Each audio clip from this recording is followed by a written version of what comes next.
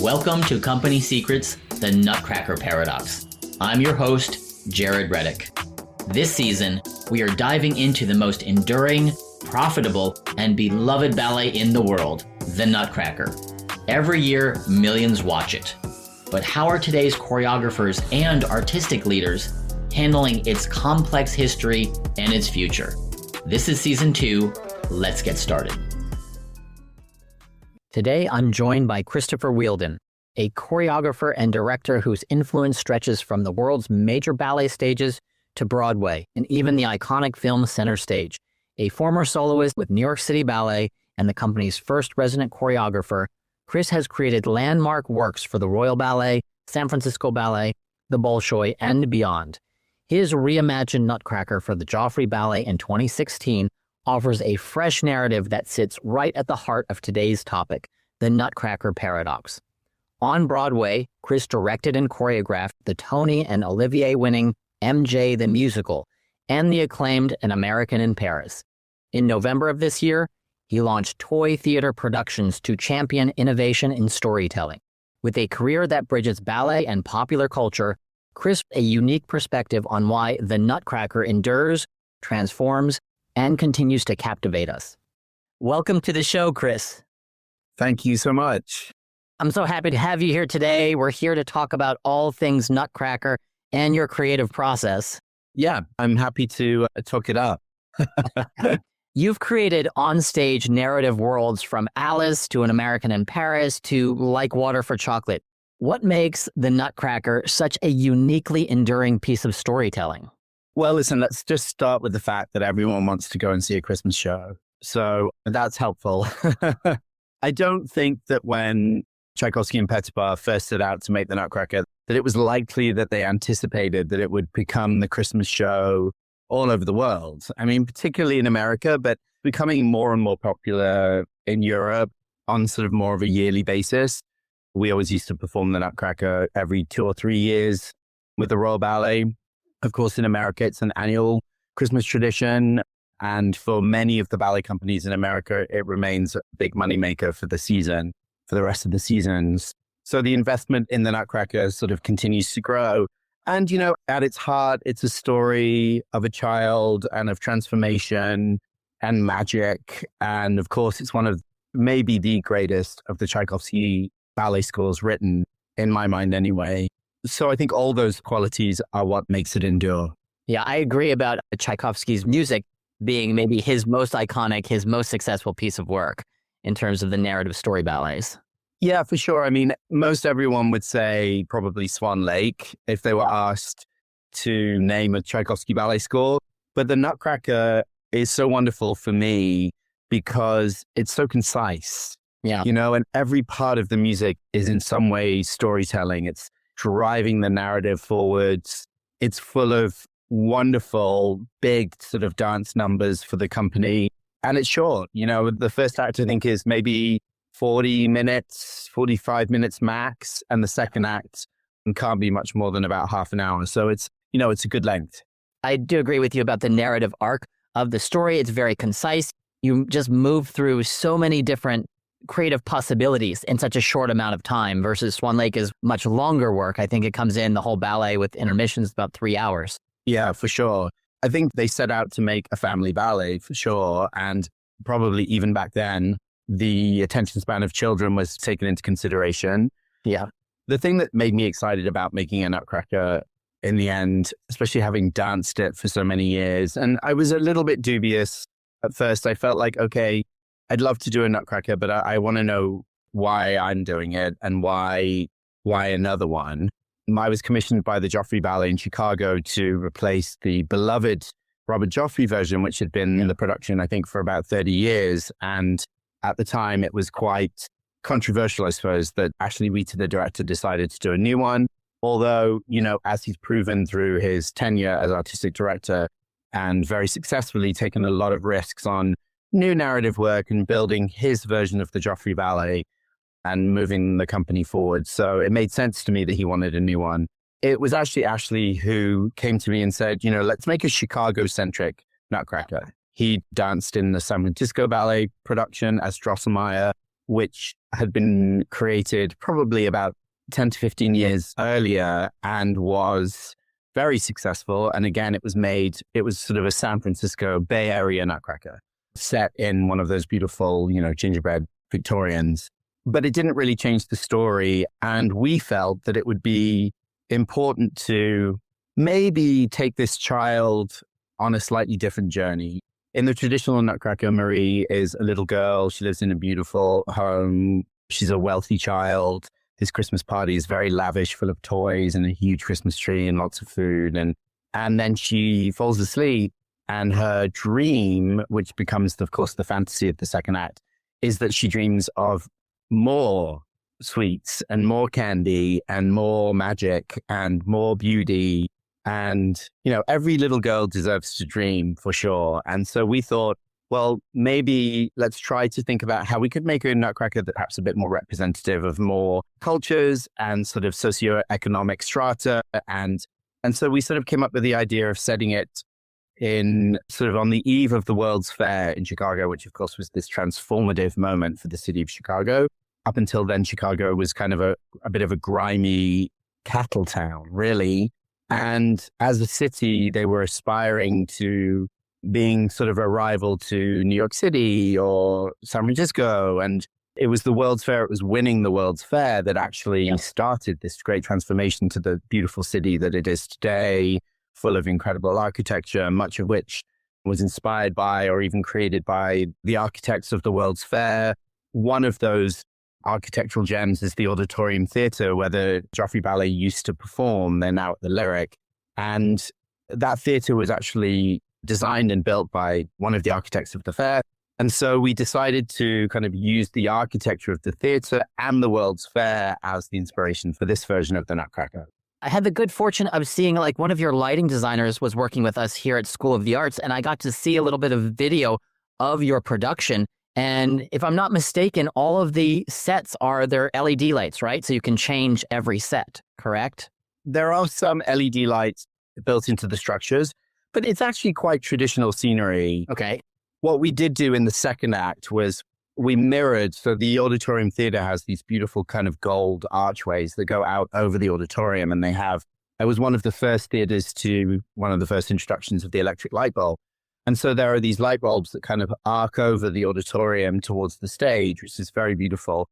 And so Julian Crouch, the designer, mirrored that on the stage of the second act. So we continued these golden archways through the proscenium with the light bulbs around each archway. So at the very, very end, this wonderful moment, which unfortunately we can't do at the Lyric anymore because it doesn't work in that house, was the great impresario of the fair, who is sort of the Drosselmeyer character, magically lights up each row of light bulbs on the stage, up to the proscenium, and then out into the auditorium, which of course was, a nice sort of a little bit of an immersive moment for the audience. They loved that, and continued sort of this theme of going from Chicago, the city, onto the stage itself, and then back out into Chicago again. That sounds brilliant, actually. What a great piece of designing and kind of visioning of what that could be in the theater. Yeah. And then sort of the slightly more socially responsible part of the story comes in that Marie is actually the daughter of a sculptress who is designing quite a few of the sculptures that were created for the World's Fair were sculpted by women. And of course, at the head of the lake, the big lake in the fairground is this very, very impressive, almost Liberty-like statue of a stately woman. So we decided to kind of make her the centerpiece of the set design. And so the ballet begins actually in this tiny little shack underneath the skeletons of structure of the World's Fair, sort of in process being built, this little shack, and this woman and her two children, and she's sculpting, she's a little model. And you know what?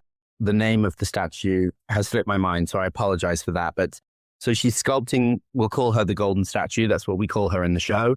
And she's sculpting this little golden statue, and she's going to present it to the impresario as this, design for crown jewel, I suppose, of the fair.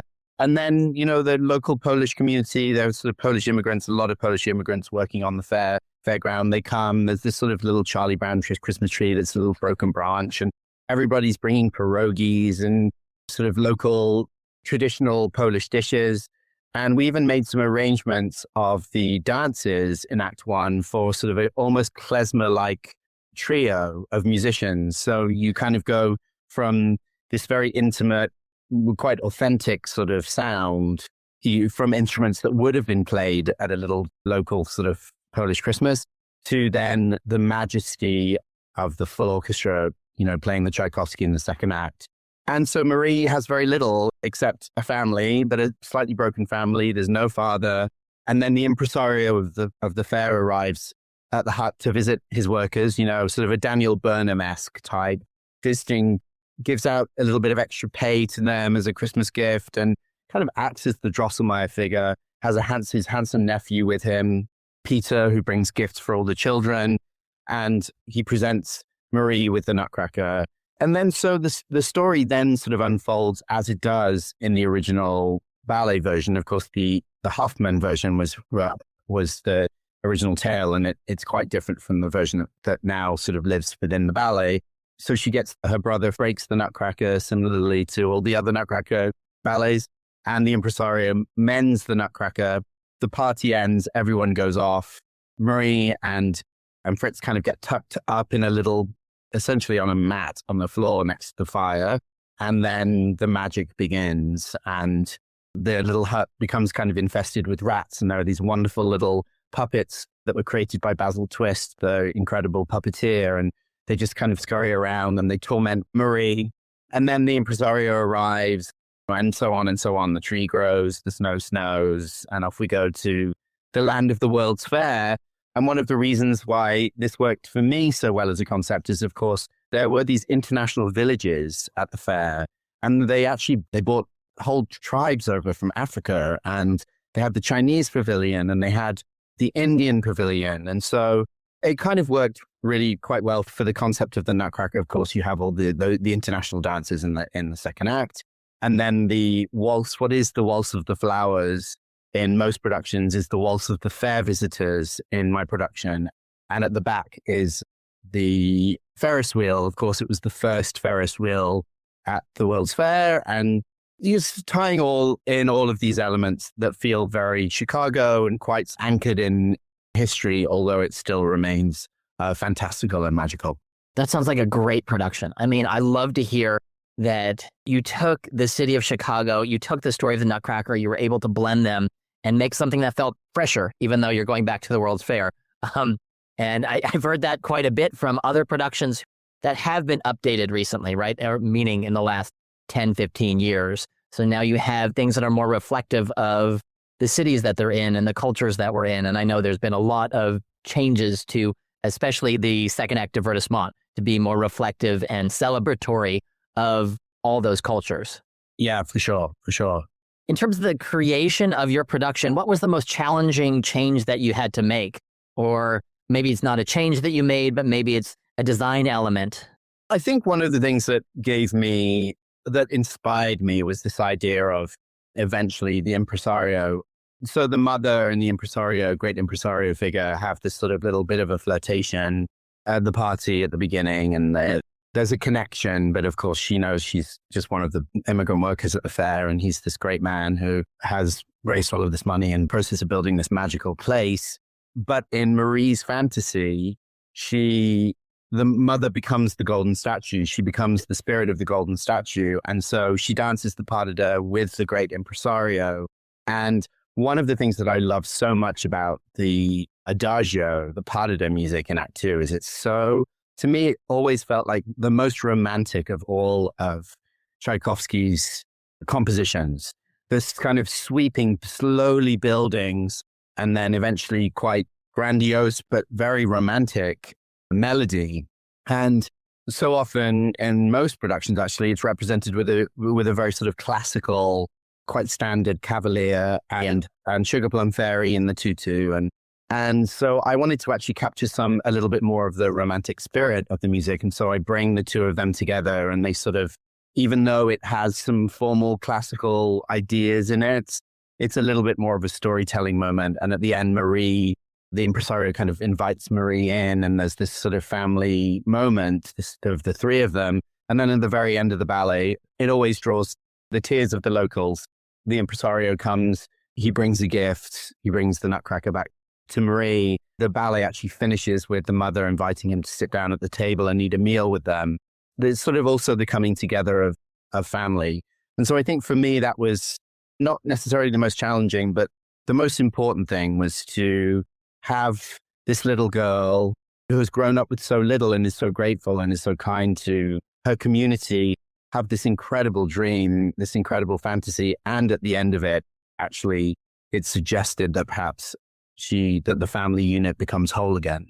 I love that as a kind of a full circle moment for the Nutcracker. And no doubt your storytelling background leans heavily into that. Sometimes the Nutcracker can, or I should say the narrative ballets can feel a little bit removed from actual storytelling, right? It becomes, if you think of a Corsair, there's a funny filming of Corsair. They're like, what's the story of Corsair? No one can tell you what it is. But with Nutcracker, it can be a very easy narrative arc. And I think storytelling is so important. We need to do a better job, in my opinion, with our ballets to tell some stories. And they don't have to be literal necessarily, but I do love that when we have the opportunity to tell something that people can follow along and really connect with and engage with. No, absolutely. I mean, listen, that's just, you basically summed up my entire philosophy about, why I make theater. Yeah. And why I make ballet, why I make narrative dance. It's a way in for people. It's a beautiful art form. I think a lot of people are afraid of it or are intimidated by it, feel like perhaps they're not going to understand it, so then they don't go. I think if we can make ballets that connect with our audiences, even audiences that aren't well-versed in ballet, even just making something like the Nutcracker or Alice in Wonderland or even Winter's Tale, it opens the door and maybe somebody falls in love with the art form through the more accessible work and then is more courageous and comes back to see some of the challenging sort of abstract 3 ballet programs, which of course we all know and love. And so, yes, the Nutcracker is a great first ballet for people. Yeah. And I think by enhancing, enriching, putting a little bit more meat on the bones of the story, you're more likely also then to hold the attention of someone who doesn't necessarily find watching a series of dances in a pretty Christmas setting enough. I couldn't agree more. We consume entertainment and art and media very differently now. So having a narrative there that you can actually access easily is so important. Before we finish off for today, I would love for you to talk about your newly launched toy theater productions. What's exciting for you in that new venture? Oh, goodness. Too much is exciting for me in that venture at the moment. It's a little bit overwhelming. And we've got lots of ideas. I have 2 associates, 2 colleagues that I'm working with on this new venture. And we've just got this long list of ideas, which is growing because I tend to be like, oh, and then we could do this. So every time we have a meeting, we sort of add a couple of projects to the list. And, it's all fantasy at the moment. But sooner rather than later, something is going to start to become a reality. We just have to kind of land on what that is. And it's a company that's going to offer me the opportunity to create and develop work that I can then sink my teeth into as director choreographer, but also provide the space for other directors, for other choreographers. The hope is that eventually we'll pull together some sort of place where people can go to put together artistic teams. Yeah. It doesn't really exist as of yet. A place where, a producer who has an idea for a show can go to a database or whatever, however we end up, sort of putting it together and assemble an entire creative team from one place. So that we've got lots of plans, lots of ideas, lots of exciting potential theater, dance, music projects, but we're in no hurry at the moment. We're sort of taking our time. First couple of things we're going to work on as consultants, helping with other pieces that we're interested in, obviously.